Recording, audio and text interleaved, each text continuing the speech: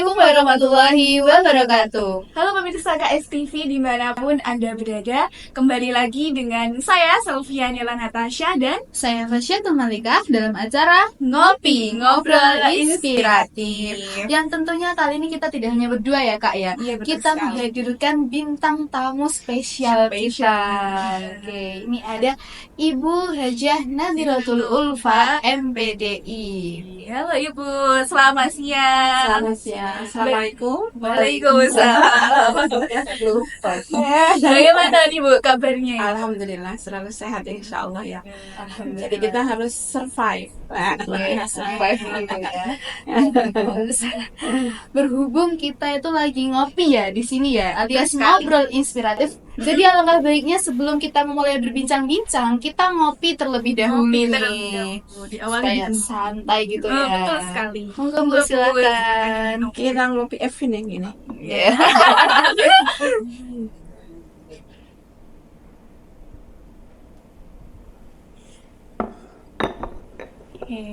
Wah, rasanya ini manis seperti Bu. Iya, sangat manis sekali. Apa khasnya ini?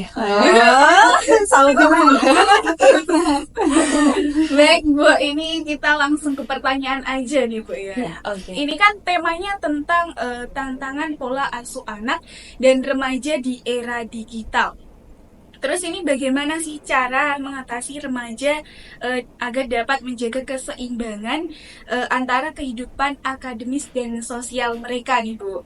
Ya, jadi tantangan zaman sekarang ini luar biasa. Jadi ibu itu harus mempunyai ketahanan jiwa. Yang pertama itu Iya. seorang ibu juga harus punya, kalau ketahanan jiwa otomatis kan psikologisnya harus always ini sehat walafiat. Jadi kalau bicara sehat itu jasmaninya, kalau walafiat itu otomatis ruhnya atau psikologisnya, jiwanya, jadi batiniahnya. Nah, ketika anak mulai tumbuh kembangnya, ini kan menuju remaja, mesti dia menjalankan atau mengalami pertumbuhan dan perkembangannya, mencari-cari sesuatu yang baru karena dia awal-awal untuk mencapai bagaimana dia tumbuh dan kembangnya ini sesuai dengan kemauannya, kemampuannya. Nah, maka di sini kalau anak ini bisa untuk menyeimbangkan balancing ya, balancing antara untuk akademis dan juga sosialnya. Nah, kecerdasan intelijensia atau kecerdasan akademis ini membutuhkan ada motivasi intrinsik dari dirinya.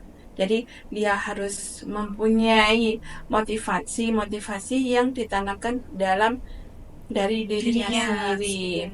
Yang kemudian kalau ada motivasi ekstrinsik berarti ekstern kan, berarti termasuk bagaimana ada motivasi secara interaksi sosial. Nah, kecerdasan intelijensia ini harus diseimbangkan dengan intelijensi secara sosial. Karena bagaimanapun ketika anak itu menjadi orang yang kutu buku, tapi dalam interaksi sosialnya ini dia kurang, berarti dia juga kuper kan?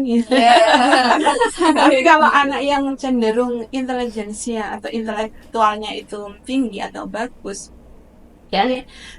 terus sosialnya ini nggak bagus itu tadi. Nah, kalau interaksi sosialnya terlalu bagus tapi dia belum mengerti tentang tanggung jawab misalnya gitu, jadi memenuhi kebutuhannya sendiri dengan memenuhi kebutuhan dengan teman-temannya itu harus dibalansing. Maka orang tua harus hadir di tengah-tengahnya. Bahasanya kalau anak remaja ini lebih dekat kepada temannya daripada orang tuanya. Padahal kalau ada apa-apa mintanya ke orang tua. Ini kan perkembangan yang harus disadari gitu ya. Makanya dari sini ketika kita melihat sesuatu yang mungkin orang tua itu tidak mempunyai kesadaran, loh ini anakku kok enggak mau mengerti atau tidak mendengarkan ya. Kok angel men gitu ya. Padahal mereka itu bukan angel atau mudahnya, tetapi memang pada proses pertumbuhan dan perkembangannya ini. Nah, berarti kan itu tadi harus balancing, harus ada keseimbangan antara belajarnya. Kalau kita melihat ya, itu kan tantangan sekarang anak-anak belajarnya kurang, tapi sebenarnya belajar itu juga kembali kepada literasi. Jadi literasi itu tidak hanya membaca, tetapi membaca itu salah satu literasi untuk penguatan pada keseimbangan antara intelijensi dengan kecerdasan sosialnya tadi. Gitu. Oke, betul sekali. Jadi begitu ya cara-caranya agar cara remaja dapat menjaga keseimbangan antara kehidupan akademis dan juga kehidupan sosial. Iya, betul. Jadi tidak boleh dipaksakan harus begini, karena orang tua zaman yang dulu dengan sekarang yang dihadapi sudah berbeda. Jadi pengaruh teknologi informasi, pengaruh digital, pengaruh fashionable anak-anak zaman dulu dengan anak-anak zaman sekarang sudah berbeda, apalagi remaja. Misalkan kalau dulu anak-anak lagi ngopi gitu ya, ngopi itu kan kalau dulu nongki ya, kongko, nah bareng-bareng sama teman setelah sekolah yuk kita mojok. Nah itu orang tua harus punya pemikiran yang positive thinking. Kita harus mempercayai mereka, tetapi kita juga harus mendampingi mereka sebenarnya maunya itu apa. Pertanyaan-pertanyaan itu mungkin bagi sebagian orang tua tidak dilakukan karena kok sudah berbeda ini kan, ada jarak gitu loh. Nah, bagaimana? Jadi caranya jangan ada jarak di antara orang tua dan anak, apalagi yang mau mengalami remaja. Jadi kadang-kala yang dilakukan oleh remaja itu tidak bisa kita prediksi. Betul sekali. Jadi jangan sampai orang tua itu memberikan punishment. Ya, kamu kok seperti ini, kamu kok tidak patuh seperti itu. Nah, dilihat dia itu bergaulnya dengan siapa. Kenapa dia melakukan seperti itu? Jadi dicari caranya atau kenapa anak kita kok seperti itu. Jadi kita harus selalu positif thinking sebagai orang tua. Terus sebagai anak caranya bagaimana? Jadi kalau anak-anak itu kan bahasanya anak-anak remaja sekarang itu speak up ya. Ngomong apa adanya. Tapi caranya itu kadang mungkin bagi orang tua loh kok agak arogan gitu. Padahal itu bukan sopan tidak sopan ya, tetapi mungkin bahasanya itu meletup-letup atau lagi emosi gitu. Nah, bagaimana? Yang ketiga berarti kita harus bisa memanage emosi kita. Jadi boleh speak up, tetapi harus dibiasakan kita masih pada tataran cobalah untuk mengerti juga. Oh, sebenarnya kalau bunda sama ayah memberikan masukan. Kalau anak-anak sekarang itu kalau bilang tentang nasihat itu alergi. Iya kan?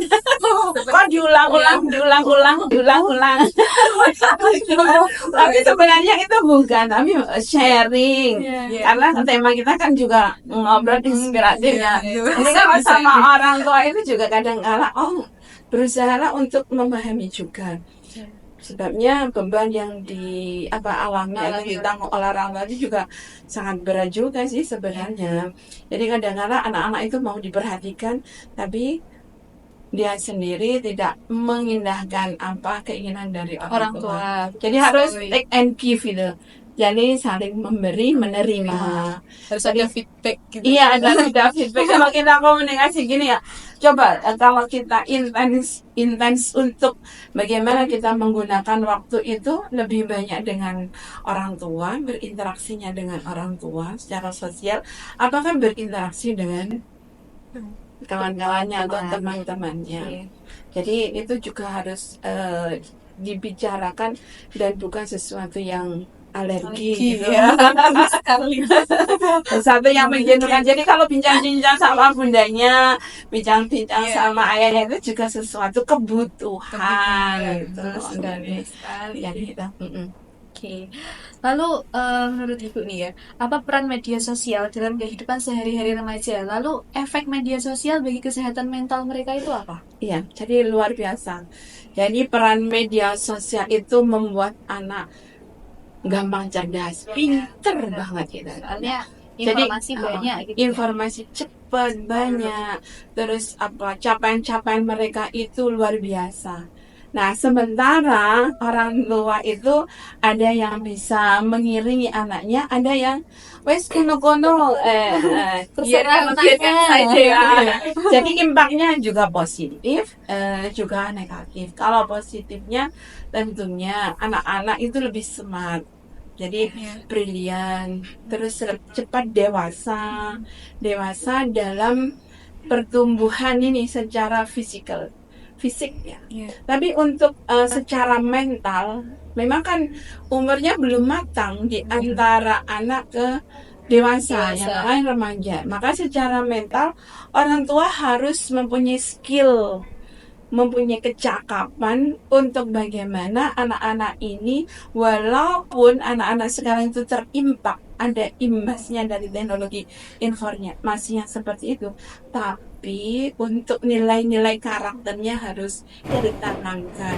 Jadi nilai-nilai tauhid itu misalnya keteladanan orang tua dalam menjaga sholat, jadi itu penting sekali. Jadi saya kira masih banyak anak-anak yang berprestasi, dia juga kuat dalam keimanan dan ketakwaannya. Tapi satu sisi kita juga melihat bahwa impact daripada atau imbas dari informasi teknologi, percepatan teknologi informasi ini berakibat yang negatif. Mungkin pergaulan bebas, terindikasi kena narkoba ya. Jadi kalau nggak benar-benar punya difa'un nafsi, benteng diri yang kuat, maka ketika anak itu kan konsep dirinya nggak sama antara satu dengan yang lain. Kalau konsep dirinya itu kuat, maka dia bisa mengajak kepada yang lain untuk lebih yang baik. Tapi kalau dia gampang terpengaruh, konsep dirinya ini labil, ya karakter dirinya itu labil, maka dia mungkin lebih terjerumus pada hal yang tidak diinginkan. Nah, jadi orang tua itu mempunyai kayak di ini ya, di surat An-Nisa ayat 9 tuh ya. Jadi a'udzubillahi minasyaitonirrajim. Bismillahirrahmanirrahim.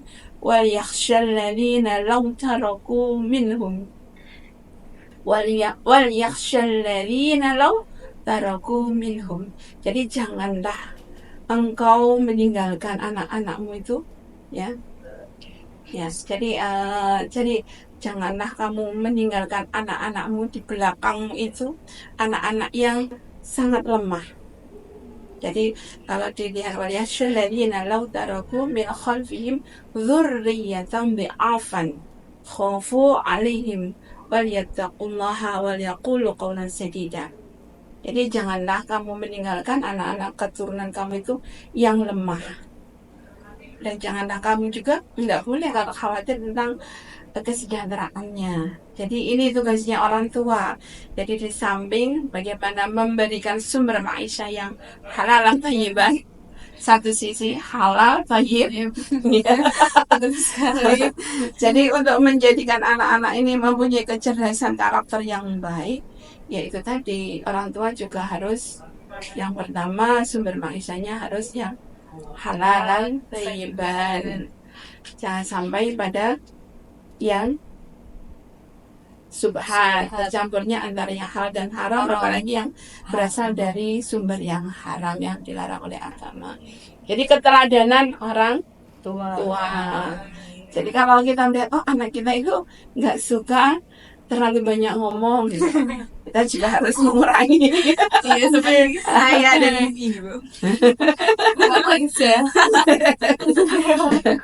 Jadi itu ya. Wal yaqulu qawlan sadida. Jadi kalau ngomong itu kan yang lebih baik-baik aja. Kalaupun kita dengar yang jelek, mereka mungkin perlu bimbingan. Karena kan al-insanu makhluk khata' manusia. Jadi itu manusia namanya salah dan lupa ya. Oke Ibu, kita jeda dulu ya Bu ya. Oke. Baik pemirsa KSTV, kita jeda dulu. Stay tune di Ngopi, ngobrol inspiratif.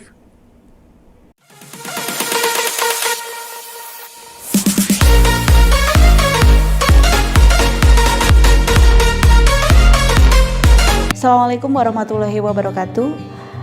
Perkenalkan, saya Dewi Rofiah, Ketua Kompetensi Keahlian Multimedia SMK Islam 1 Durinan Trenggalek. SMK Islam 1 Durinan Trenggalek merupakan sekolah menengah kejuruan yang berada di bawah naungan Lembaga Pendidikan Ma'arif Nahdlatul Ulama. Visi SMK Islam 1 Durinan: terwujudnya tenaga terampil yang berilmu, beriman, bertakwa, dan berakhlakul karimah. Misi SMK Islam 1 Durinan: membentuk peserta didik yang berilmu, beriman, bertakwa, dan berakhlakul karimah, meningkatkan kecerdasan dan kewirausahaan peserta didik, meningkatkan kompetensi peserta didik sesuai program keahliannya, meningkatkan kemandirian dan kesiapan peserta didik dalam menghadapi era global. Kompetensi keahlian multimedia di SMK Islam 1 Durinan memiliki bisnis center jasa fotografi dan videografi, jasa desain grafis, dan pengembangan digital marketing. Kompetensi keahlian multimedia mengembangkan teaching factory atau kelas industri yang bekerja sama dengan Kili Suci Televisi atau KSTV dan dunia advertising. Analisis peluang kerja dan peluang usaha siswa kompetensi keahlian multimedia meliputi bidang fotografi, videografi, dan desain grafis dan digital marketing yang saat ini memang sedang menjadi peluang usaha dan peluang kerja yang menjanjikan dan sedang berkembang. Dalam bidang fotografi, videografi, kompetensi keahlian multimedia melakukan pembuatan video profil company, dokumentasi pernikahan atau kegiatan, dan live streaming sebuah event. Dalam bidang desain grafis, kompetensi keahlian multimedia melayani desain logo, desain poster, desain banner, desain album kenangan, desain kaos, dan sablon cat.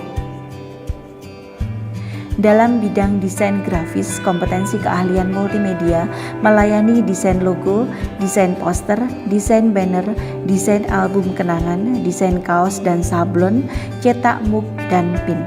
Dan dalam bidang digital marketing, tentunya kompetensi keahlian multimedia memiliki peranan yang sangat penting, mulai dari pemotretan produk, pembuatan video produk atau iklan komersial, pembuatan feeds Instagram, Facebook, pembuatan poster untuk pemasaran produk, pembuatan desain logo dan kemasan. Di sini siswa multimedia diharap mampu melakukan sebuah usaha dengan bekal kompetensi yang sudah diberikan. Digital marketing bisa dilakukan kompetensi keahlian multimedia karena siswa multimedia juga dibekali dengan mata pelajaran produk kreatif dan kewirausahaan. Dan inilah yang menjadi teaching factory atau produk keunggulan siswa multimedia, yaitu mulai pembuatan produk ataupun branding produk, dilengkapi dengan pemasaran, dilengkapi dengan feed Instagram, dilengkapi dengan marketplace penjualan khusus untuk produk yang telah dibuat ataupun di branding. Demikian profil dan teaching factory kompetensi keahlian multimedia SMK Islam 1 Durinan. Terima kasih. Wassalamualaikum warahmatullahi wabarakatuh.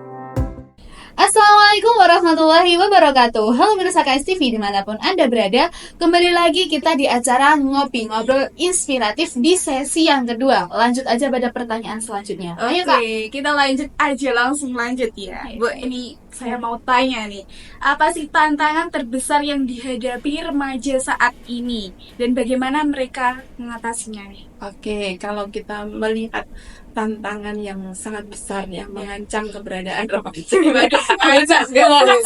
mengancam kepunahan kita. jadi ini ya, jadi yang pertama, jangan terjerumus pada hal-hal yang instan. Jadi kalau sesuatu itu instan, tidak melalui proses, maka jiwanya tidak akan kuat.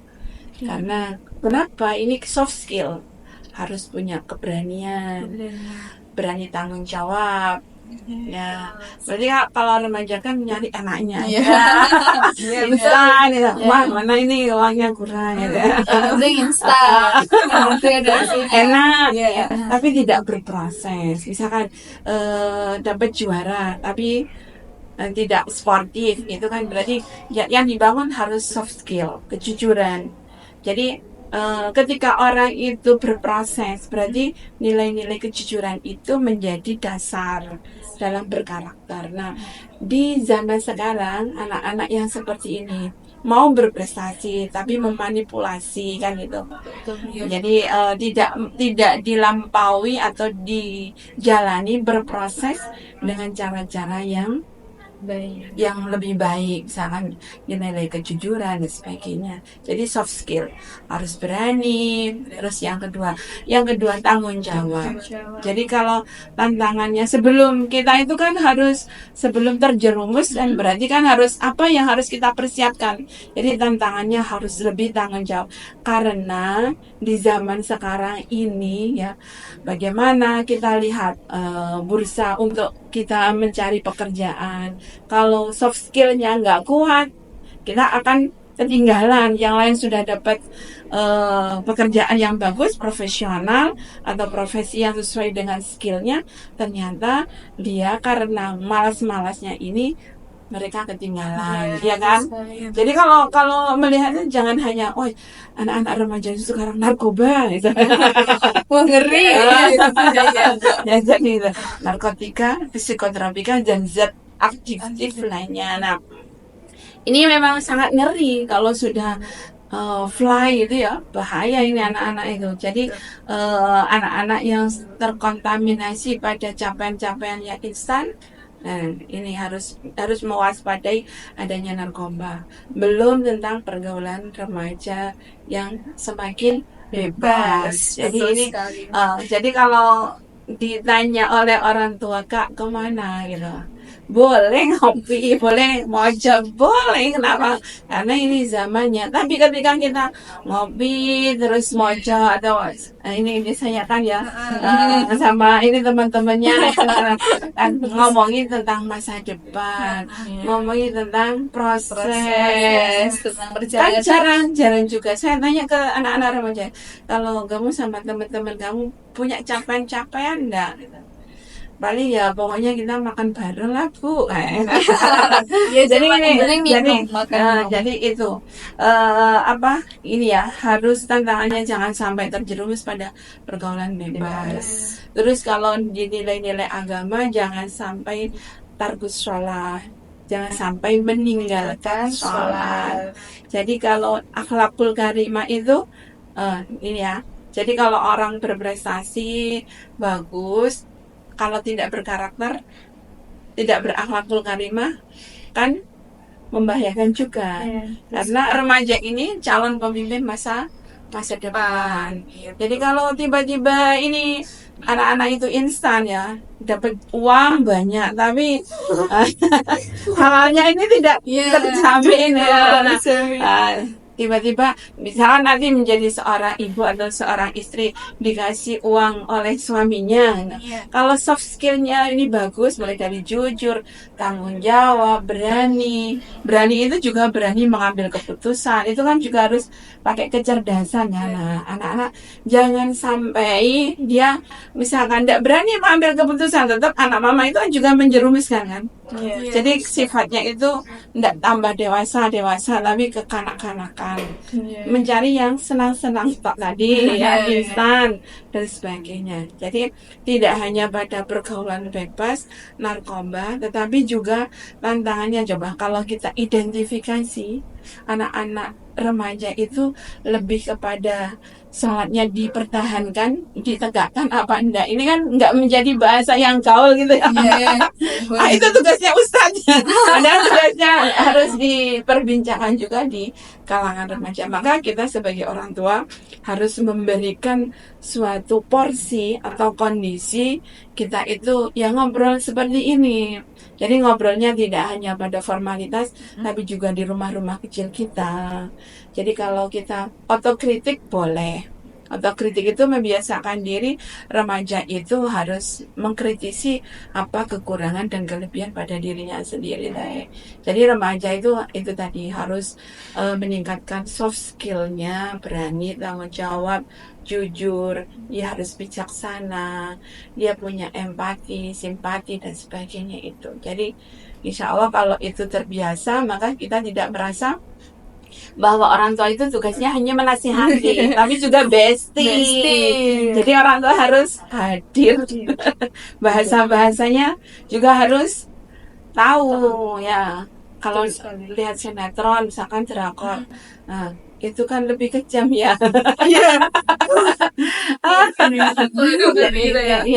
Jadi itu tantangannya luar biasa. Jadi harus lebih pada kemampuan si remaja tadi untuk selalu dia dinamis, dia inovatif, kreatif, bagaimanapun investasi di masa remaja ini untuk keberhasilan pada fase berikutnya.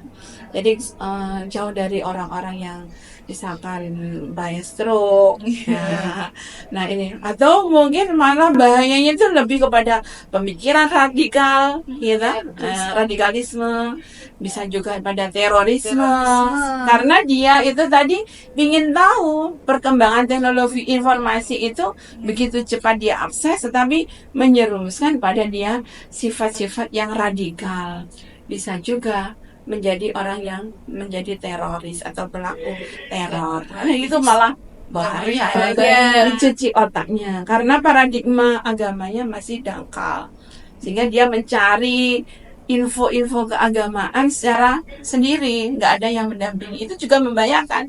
Jadi orang yang remaja itu juga gaptek juga bahaya, terlalu menguasai informasi tapi dari karakter atau keagamaan yang kurang juga bahaya, karena bisa juga balance tadi. Jadi itu. Oke. Lalu bagaimana cara orang tua dapat mendukung dan memahami kebutuhan remaja di era digital ini? Oke, jadi orang tua itu harus be patient, harus sabar, telaten, kuliah.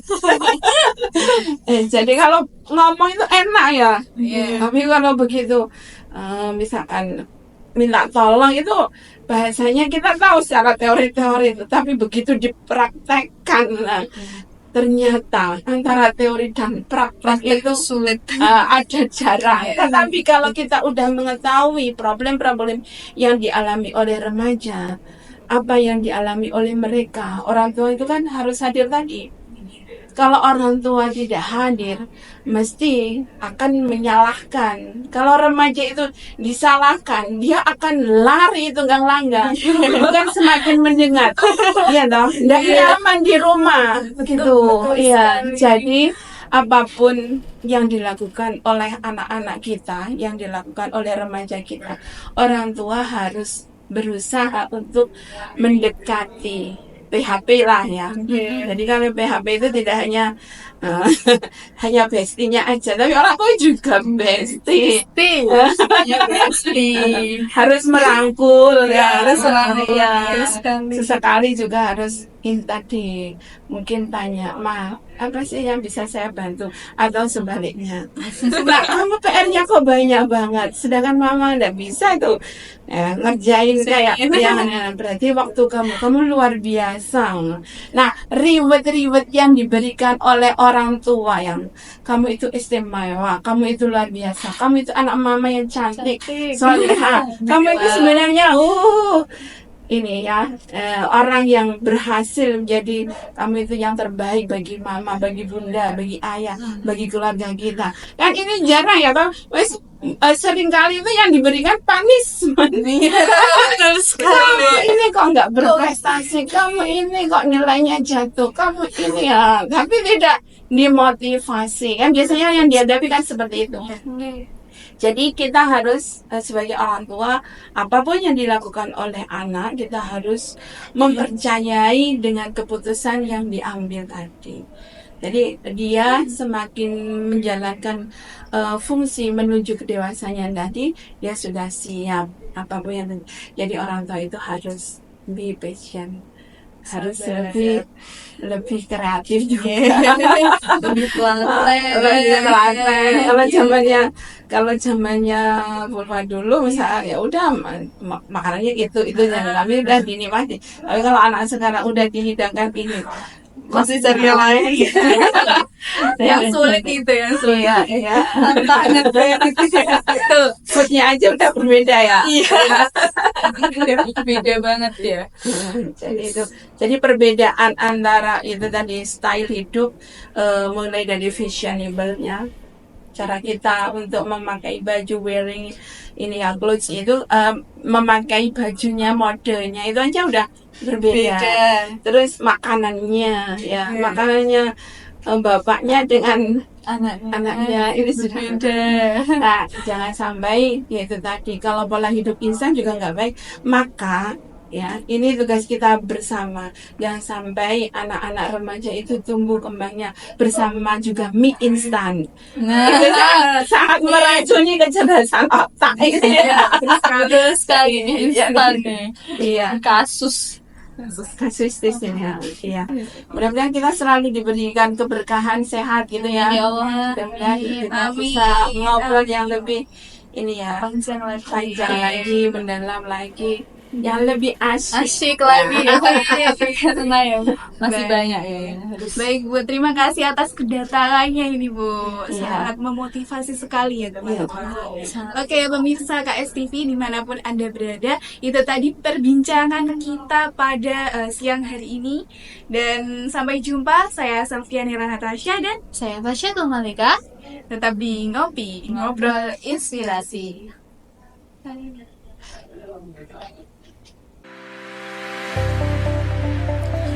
SMK Islam 1 Durenan, sekolah menengah kejuruan yang ada di bawah naungan Lembaga Pendidikan Ma'arif Nahdlatul Ulama. SMK Islam 1 Durenan sudah berdiri sejak tahun 1988 yang beralamatkan di Jalan Raya Kendal Rejo, Durenan, Trenggalek. SMK Islam 1 Durenan telah berstandar manajemen ISO 9001-2015 dengan pelayanan prima dan smart. Sekolah di SMK Islam 1 Durenan mencetak kader bangsa yang terampil, berilmu, beriman, dan berakhlakul karimah dengan pembiasaan baik, sholat duha, tahlil qosor, tadarus Al-Quran sebelum kegiatan pembelajaran dimulai. SMK Islam 1 Durenan punya visi menyiapkan seluruh siswa-siswinya menjadi insan yang beriman, berilmu, terampil, takwa, dan mandiri, dan siap menyongsong era global dan era milenial. SMK Islam bisa, SMK Islam hebat, SMK Islam luar biasa. SMK Islam 1 Durenan memiliki 6 kompetensi keahlian, yaitu teknik komputer dan jaringan, multimedia, animasi,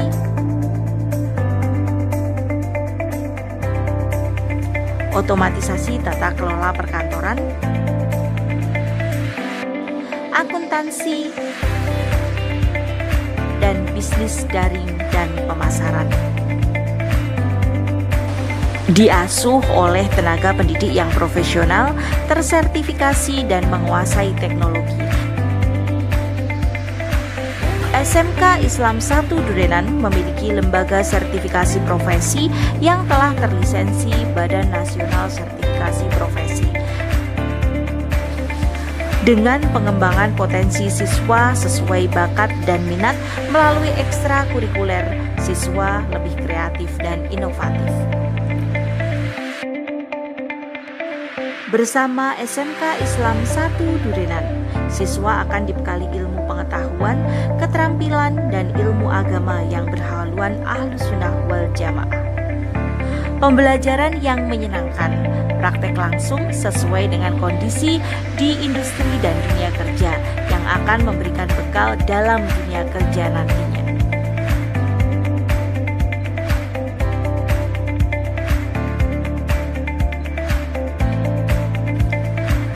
SMK Islam 1 Durenan selalu berpacu mengembangkan teknologi terkini untuk menjadi sekolah unggul dan berprestasi.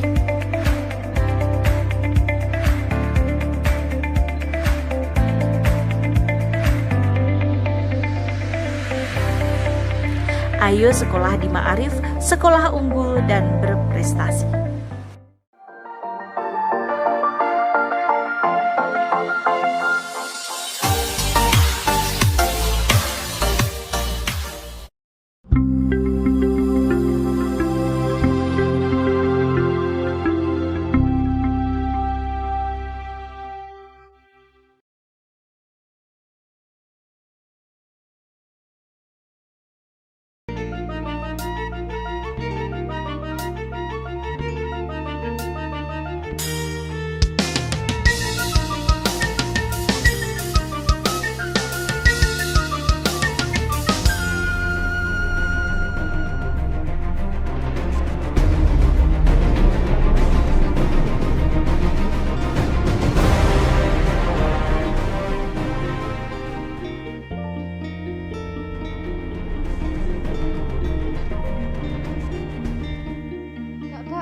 Penyu-penyu yang ada di konservasi ini lucu-lucu banget kan? Wah iya tuh, emangnya itu di mana? Tempatnya di Pantai Kili-Kili, Kecamatan Panggul. Di Trenggalek ya? Iya. Aku dengar katanya di sana pantainya juga indah loh. Besok kan kita libur, bagaimana kalau kita pergi ke sana? Boleh. Halo guys, hari ini aku dan kakak aku mau liburan ke konservasi penyu. Ikutin kita liburan hari ini ya.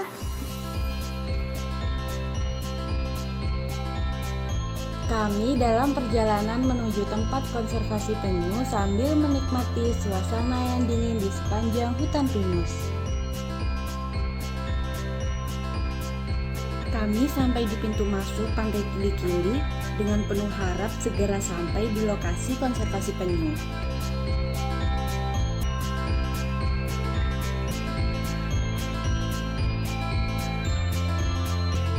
Untuk masuk ke dalam tempat konservasi penyu, kita harus membayar sebesar Rp5.000.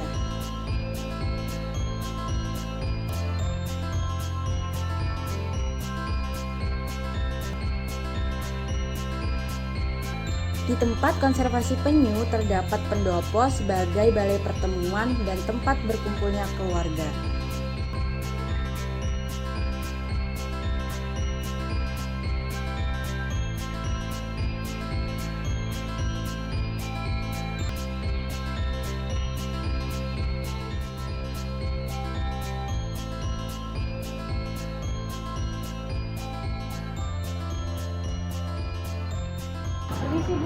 Oh ya, enggak.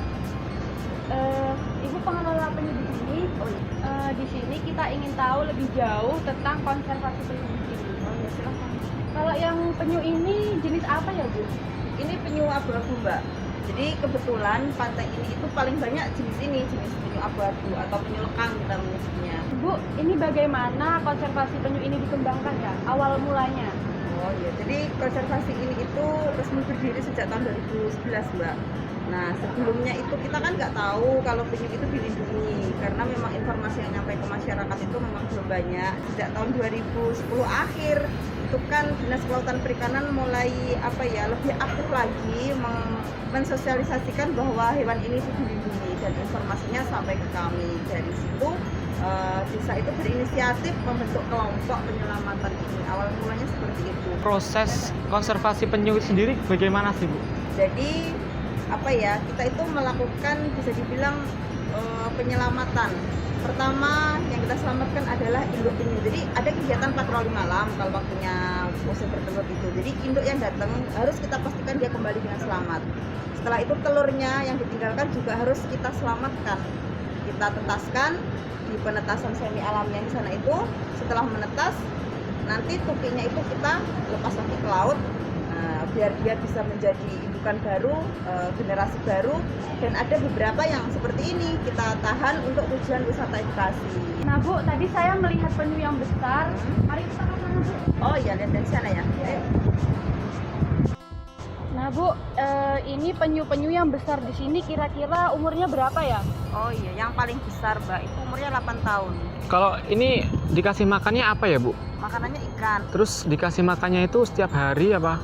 Kita biasanya kasih makannya tiap hari, sehari sekali, tiap sore kita kasih makan.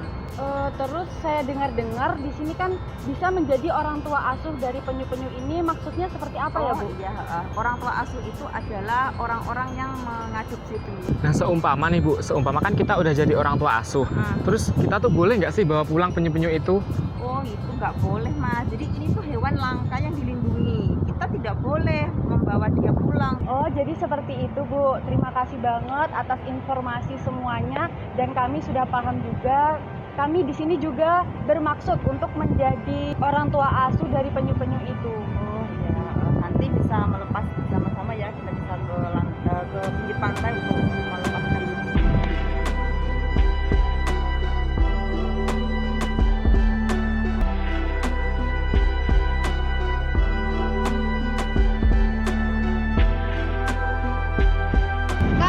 Tadi waktu aku di sana ngelihat ada tulisan penyu mengajarkan kita untuk kembali. Maksudnya? Itu karena penyu itu memiliki GPS yang membantunya bisa kembali ke tempat di mana dia dilahirkan. GPS, maksudnya Kak?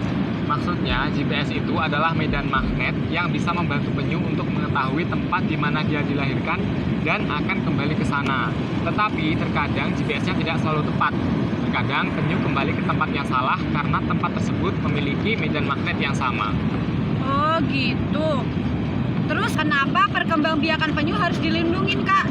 Karena penyu itu memiliki peran yang sangat penting untuk menjaga kesehatan laut selama lebih dari 100 juta tahun sebagai pengendali ekosistem laut.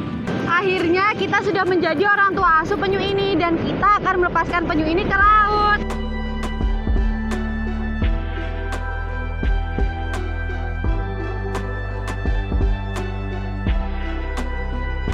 Yeay, semua penyu sudah kita lepas ke laut dan sekarang kita menikmati keindahan pantai ini.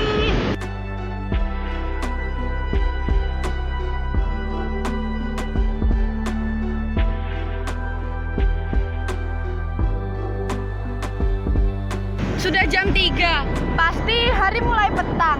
Saatnya kita mengakhiri petualangan kita hari ini dan kembali ke rumah. Oke.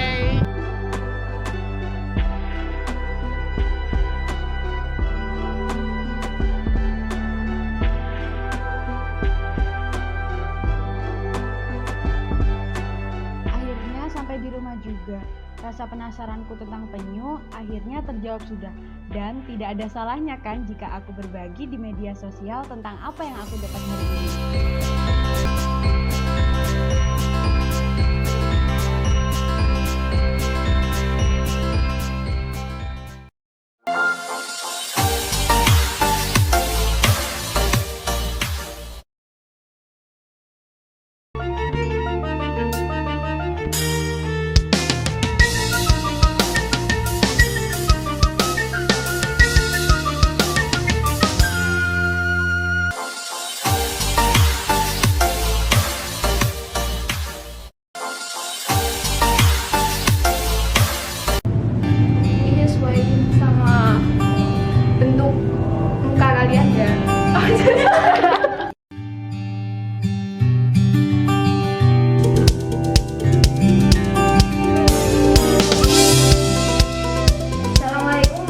warahmatullahi wabarakatuh. Hey everyone, welcome to my first vlog. Kenalin, aku Lulu. Di channel ini kita akan membahas bagaimana tampil syar'i tetapi tetap nyaman dan stylish. In my first vlog, aku akan membagikan 7 tips bagaimana memakai pasmina skirt yang nyaman untuk kegiatan sehari-hari.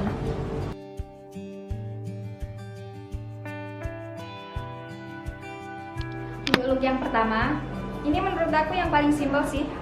Kita bagi 2 bagian yang sama panjang. Terus kita jarum pentulin ya di sini. Terserah sih mau pakai jarum pentul atau peniti, sesuka kalian. Kalau pakai pasmina itu jangan terlalu ke depan gitu. Kalau terlalu ke depan terlihat bulat. Terus setelah itu 2 ujungnya dikebelakangin. Terus ditali.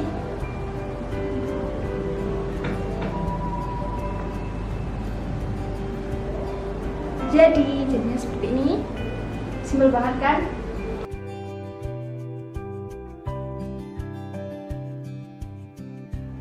Untuk look yang kedua, kita langsung aja ya, kita panjangin sebelah, sisi kanan atau kiri terserah kalian ya.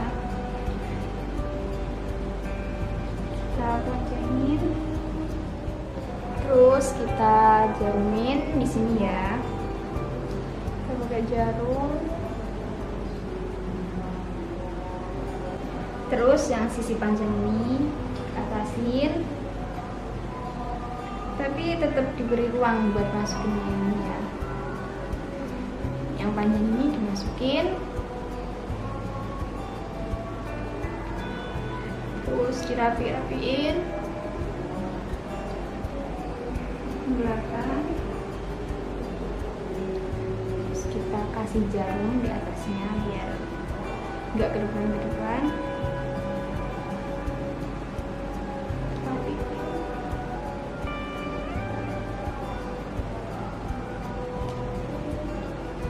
Jadi deh yang kedua.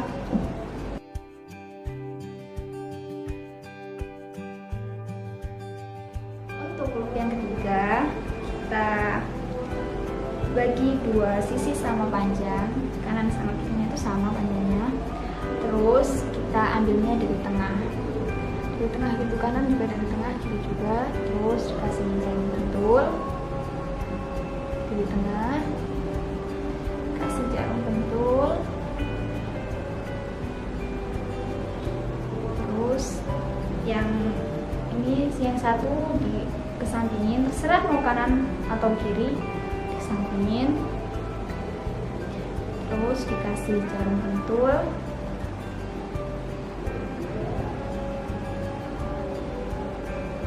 Udah ada aja di look yang ketiga. Terus menurut aku look yang ketiga ini lebih simpel dari look yang pertama sih.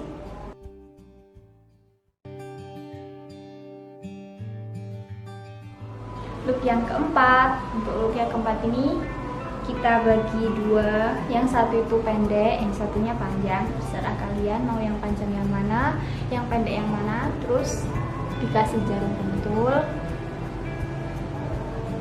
Satu.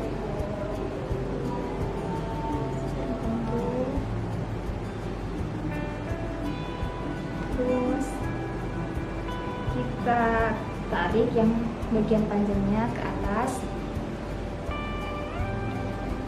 ke atasin, terus agak dikedepanin gitu.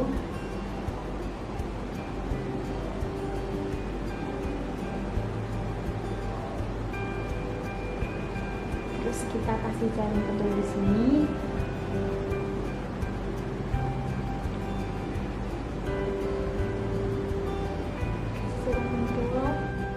Ya jadi maaf ya guys kalau agak berisik gitu karena ini airnya Jumat.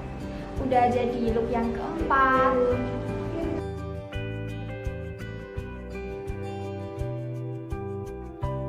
Look yang kelima. Untuk look yang kelima ini kita panjangin sebelah tapi nggak panjang-panjang banget, nggak pendek-pendek banget, ini cuma segini.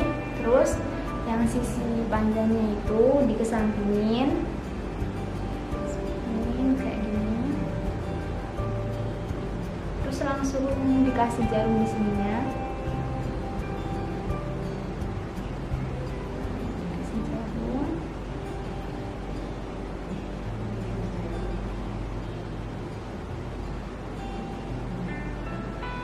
Rapi-rapiin.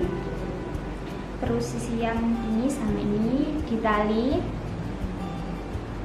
seperti ini.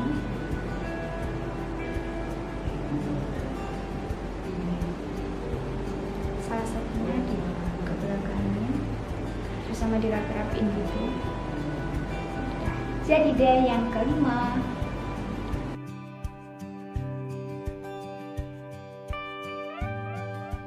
Look yang keenam. Oke, untuk look yang keenam ini salah satu sisi panjangnya segini, terus yang satu itu lebih panjang, terus dijarumin dari dalam, dikasih jarum.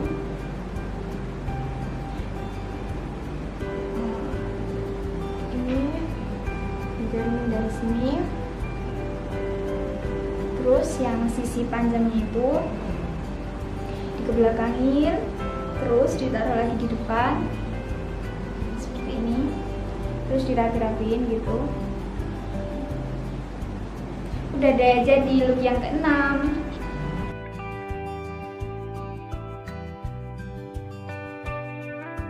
Look yang terakhir, yang nomor 7.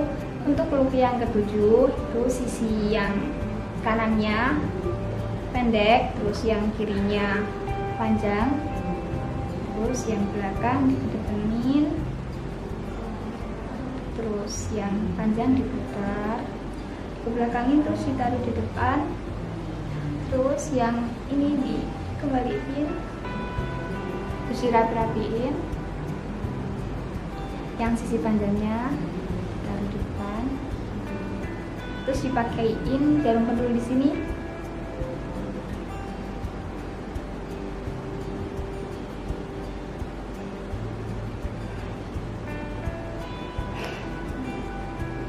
Selesai. Oke guys, itulah 7 tips pasmina pliska dari aku. Semoga bermanfaat dan sampai jumpa di vlog-vlog aku berikutnya. Wassalamualaikum warahmatullahi wabarakatuh. Bye bye.